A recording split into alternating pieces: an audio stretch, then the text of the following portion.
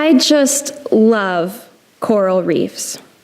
I love how each coral looks like it's a technicolor plant or brain, but it's actually more like a high-rise apartment or a neighborhood for thousands and thousands of tiny little animals called coral polyps.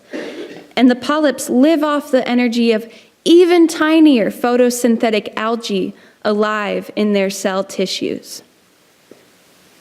This relationship between the coral polyps and the algae started 500 million years ago, and it's the foundation for the most biodiverse ecosystem on the planet Earth today.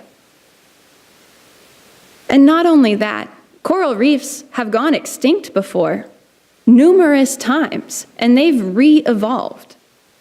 Sure, it takes them 20 million years or so to do it, but they come back. If that's not resilience, I don't know what is.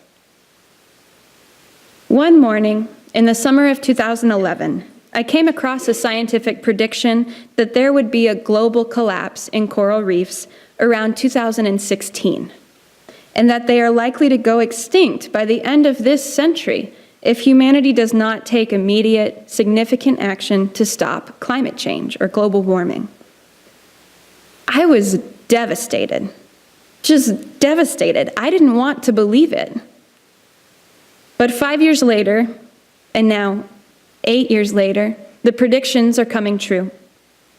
The Great Barrier Reef has collapsed by 50%, Hawaii's reefs by 40%, the Caribbean reefs by 85%, and the Florida Keys by 99%.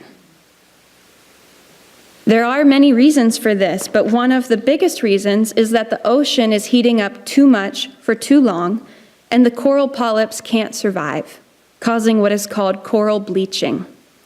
What was once a colorful metropolis of sea life begins looking more like a city devastated by a war. The domino effect of just this one climate impact alone is enough to crack the foundation of human civilization as we know it. About 1 billion people depend on coral reefs for their food and their income. And reefs also help protect coastal areas from the storm surges, which we know are getting bigger and more frequent due to climate change. I don't want to see coral reefs go extinct within my lifetime.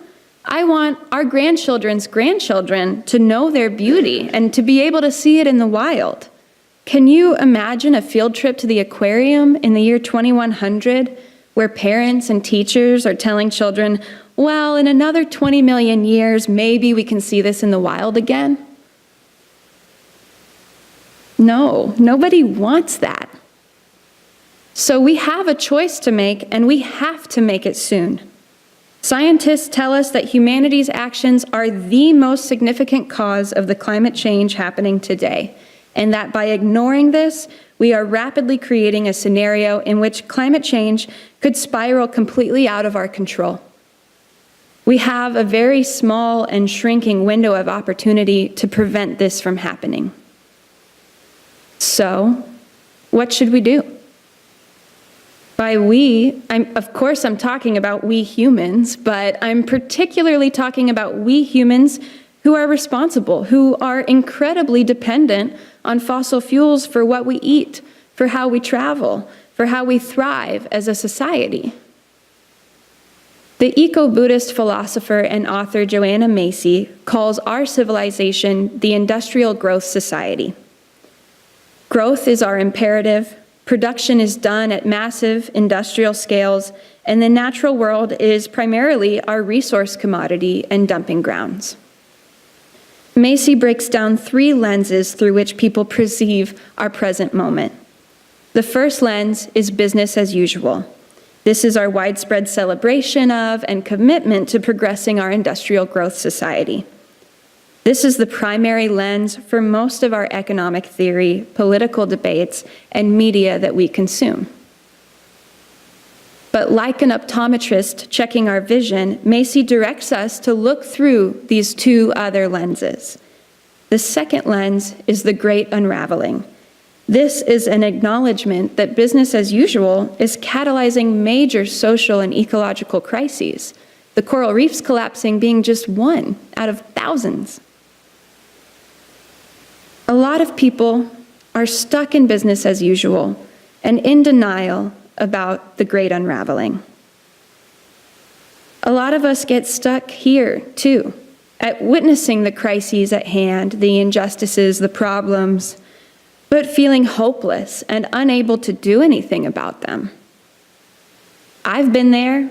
Probably you have too. Some of you probably feel that way right now. The third lens is called the Great Turning. This is the perspective that humanity has the power and the potential to shift from business as usual to a just and thriving society, and it's the commitment to being part of that shift. When we say the affirmation of our church, that is what we're saying. This is the lens of active hope and determination. Or as Arundhati Roy once said in her book, An Ordinary Person's Guide to Empire, another world is not only possible, she is on her way. On a quiet day, I can even hear her breathing.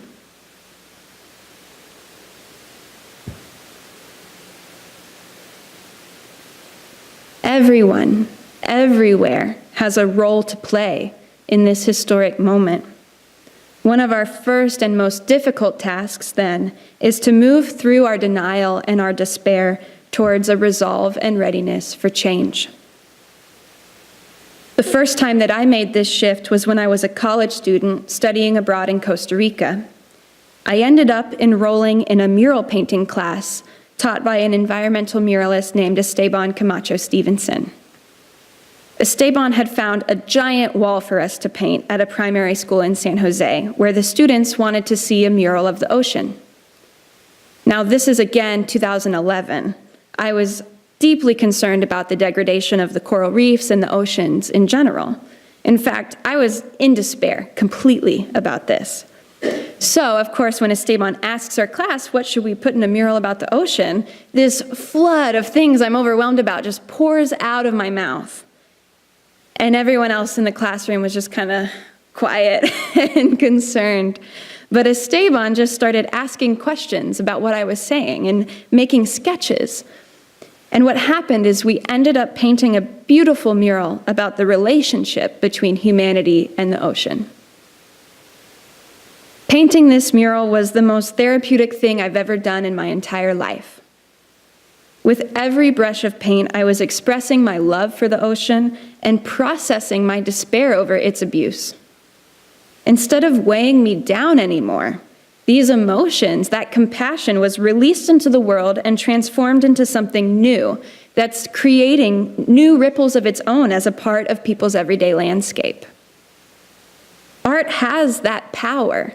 It helps us to transform, helps us to heal and communicate on intellectual, emotional, and spiritual levels. And action, doing something, particularly with other people, is also an incredibly uplifting and important part of being alive. So art and direct action have been guiding inspirations for me ever since. In 2012, 1 year later, a small crew of landowners and activists launched the Tar Sands Blockade, a campaign to physically stop the construction of the Keystone XL pipeline through East Texas. I was blown away by their boldness and also incredibly angered by the violence and intimidation that the blockaders were experiencing from the Trans-Canada Corporation and the sheriffs of East Texas, including violence upon another fellow Unitarian Universalist from Houston named Benjamin Franklin Kraft Rendon. I did not know how to be a tree sitter or a blockader. I grew up in the suburbs. I'm a Girl Scout. But I knew how to paint. I knew how to take pictures and edit videos. And so I just, on a whim, went out there and I joined them. There aren't any drill pads or factories or refineries where I grew up in Plano, Texas. Just headquarters for corporations that own those sorts of things. So I didn't know anyone who was affected by the land grabs of public health or public health effects of fossil fuel extraction until I joined the tar sands blockade.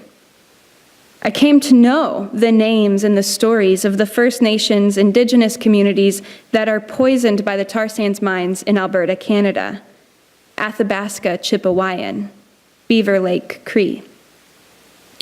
Even closer to home, I came to know the names of people and neighborhoods on the Gulf Coast of Texas who are being poisoned by the factories and refineries that these pipelines feed every day. Manchester, Port Arthur, Texas City. Here in Fort Worth, you probably know some of these similar stories in this area. It has become impossible for me to ignore the fact that race and class are the biggest predictors of how polluted someone's community is. We take for granted a healthy environment the same way that we tend to take for granted good health until we don't have it anymore. But this analogy falls too short because you can't pass off a personal sickness or personal injury onto someone else the way we are systemically passing off environmental toxins and degradation onto some communities so that other communities can be more wealthy and more healthy. This sad reality of our civilization is a fundamental disregard for the inherent worth and dignity of every person. And that's why, as Unitarian Universalists, we move to stop it. Environmental justice is a vision for a world that doesn't do this anymore. And it's a movement to stop it from happening that's led by those who are most impacted. This vision requires a cultural shift towards developing a radically deeper love and accountability towards one another and the places we call home. If human society continues to treat the earth and its marginalized communities first and foremost as commodities and resources to exploit, and second most as dumping grounds for toxins and waste, then we are failing to address a root cause of the climate crisis. Environmental justice leaders around the world are organizing and rising up and demanding that industries and elected officials start recognizing that the web of life is a sacred, living system with rights of its own. This is actually an enormous cultural clash for us to come to terms with. Our legal system is and our way of life is based upon centuries of parceling up, claiming, and commodifying the earth as if it has no rights, and centuries of effort to dismantle or assimilate any culture with contradictory or competing paradigms. And yet, still, there are communities, and particularly indigenous nations around the world, who are opposing this worldview and practicing alternatives. And considering the fact that 80% of the remaining biodiversity on the planet is in indigenous territories, their wisdom and leadership is absolutely critical to protecting and restoring ecological balance to this earth. We have to change. But what about us? What about us here today in this room? How can we shift from business as usual and a great unraveling to a great turning? We Texans, we Unitarian Universalists. We have a tremendous power and responsibility in this historic moment to create climate justice by seeking and making change. Change is inevitable. Our power and responsibility here is to choose the positive change of transforming to a more just and thriving, life-sustaining society, or the negative social change of witnessing our ecological and social foundations collapse. We can start with ourselves by making shifts in our own perspectives, habits, and daily lives towards an ethic of anti-oppression, environmental justice, and climate action. We can do this by using our unique gifts and creativity and passions to help us overcome denial and despair and help us discover a meaningful and fulfilling path towards a new way of being. We can start with our relationships to other people and to the natural world, asking whose well-being is connected to your well-being? Who are you accountable to? What's your definition of home, and who do you share that home with? How do you relate to the places you live or travel to the food you eat, and the water that you drink? Those are fundamental relationships in your life.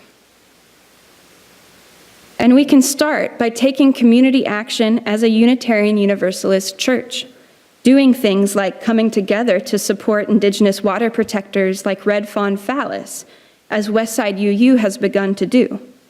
Doing things like engaging with the environmental justice and climate issues in your surrounding community from a foundation of UU values and prophetic imagination.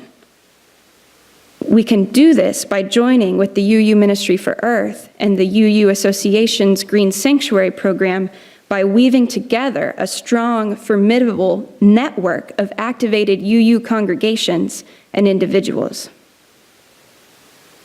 We can join together with people of faith and conscience all over the world to implement solutions to the climate crisis rooted in the values of environmental justice and the strength and creativity of our community partnerships.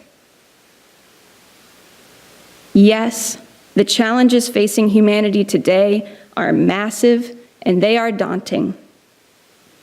I hope that as we face these things and move through our denial and despair about them towards a readiness for the change that we seek in our hearts, that we might look to coral reefs for inspiration and a working model.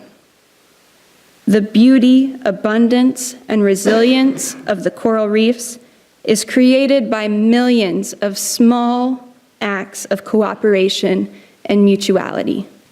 Think of those little coral polyps with the algae in their cell tissues, giving them life, creating the most biodiverse ecosystem on the planet Earth today. That's cooperation and mutuality at work, and it's resilient. Perhaps we can save the coral reefs and billions of other lives too by organizing ourselves in such a fashion. After all, we are here together. Another world is totally possible, and she is on her way. So let's make it happen and greet her. Thank you.